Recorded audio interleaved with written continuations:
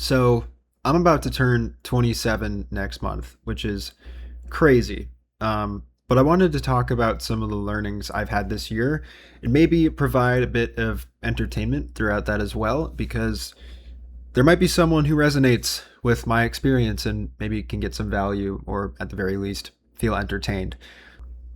So, to set the scene of who I am, I'm a 26-year-old dude working a creative engineer job at a small tech company.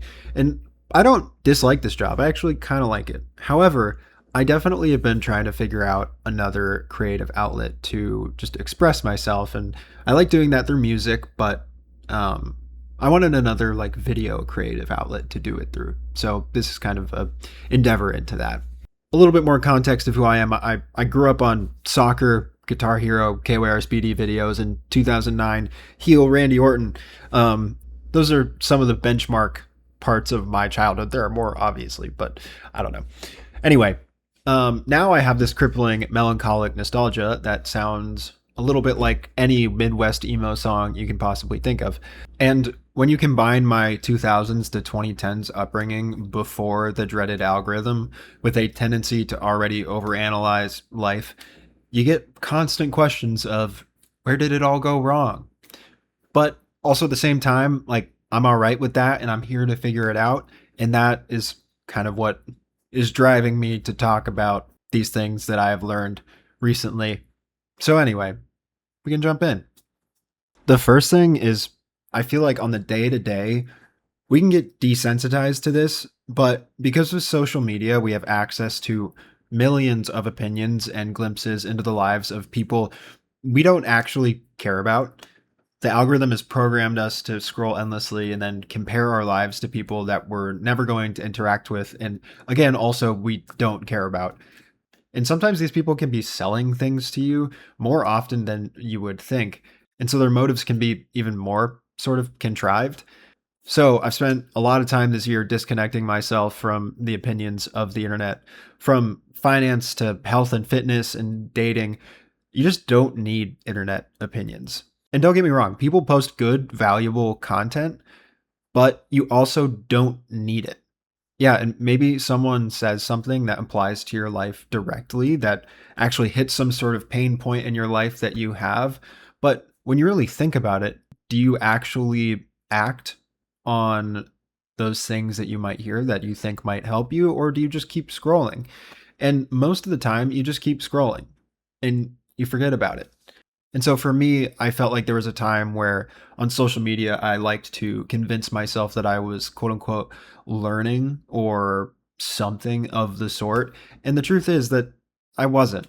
So for me, disconnecting from social media and just the concept of disconnecting from other people's opinions definitely, one, helped me calm down a little bit. And two, it actually allowed me to sort of follow my own intuition more, because sometimes when you're constantly exposed to all these different opinions, you just forget about your own. And your own intuition and your own opinions are actually probably better for you than listening to every single opinion on the internet. The second thing here kind of goes along with the first one that I just talked about. And it's also along the lines of comparing yourself to your peers or even your friends. I definitely have this anxiety that people will judge everything I do, and that definitely keeps me from making decisions that are actually good for me in the long run. But every time that you actually step out and do something that you want to do and get over that, you know, just sort of fear of failure, or maybe like you're a creative and you think that your work sucks. That's kind of that story of the creative gap, right? You have this creative taste and you want something to be up to a certain standard, but when you actually start making something, you realize maybe you don't have the skills to get there at the current moment. And then maybe you don't do that project, or you don't even start the project because you think it's going to be bad, or you don't post it because maybe you did the project and you think it's bad. And in that is all this insecurity about how other people will perceive it, or how you're criticizing yourself or whatever it might be. And I just think a lot of that just doesn't matter.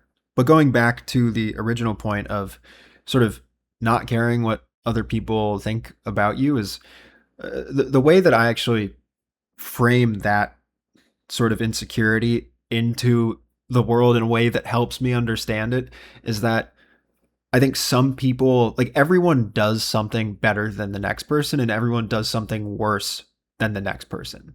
So, for example, like some people eat well and some people don't. Some people exercise, some people don't. Some people pursue their goals diligently and some people don't.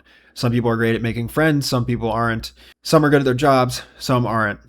And you can be good at a combo of any of those things. So maybe you're good at your job and you have a good fitness routine, but you don't really have any friends. Or maybe you have a bunch of friends and you eat well, but you suck at your job. I don't know. It's just sort of like no one's great at everything, and you're probably great at something and middle of the pack somewhere else.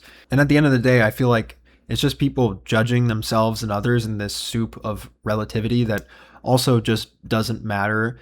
And really, you should just focus on like being better than you were yesterday in some way. Because I really think the people who actually get to where they want to go just put one foot in front of the other and they don't listen to what other people are doing and they don't worry about how much progress they're making, but they just show up. So that's something that I also, you know, learned a little bit more this year.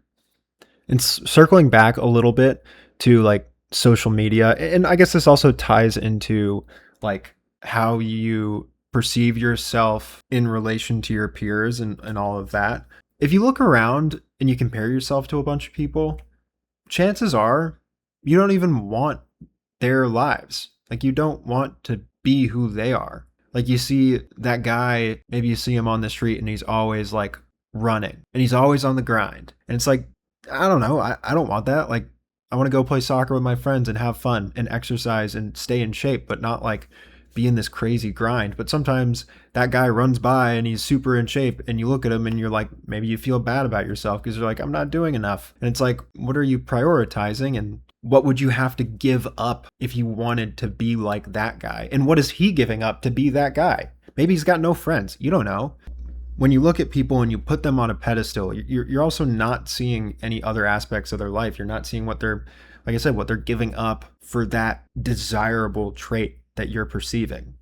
So I think a lot of this in like a cosmic way is almost about reducing the amount of inputs that go into your brain, right? So less of other people's opinions, less screens in general, less sound, less noise, less everything. And while I'm still in the process of trying to figure out how to do that in the modern world and not just become a total complete hermit, I think the journey of removing as many inputs as possible has served me quite well, and it allowed me to actually hear my own brain a little bit more, even if at times it can be a little quiet and maybe even lonely sometimes.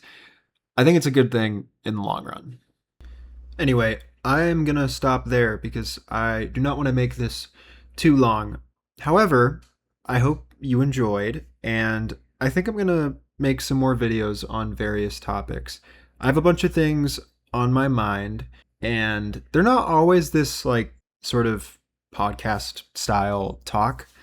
I think there's a bunch of different topics that I would like to explore.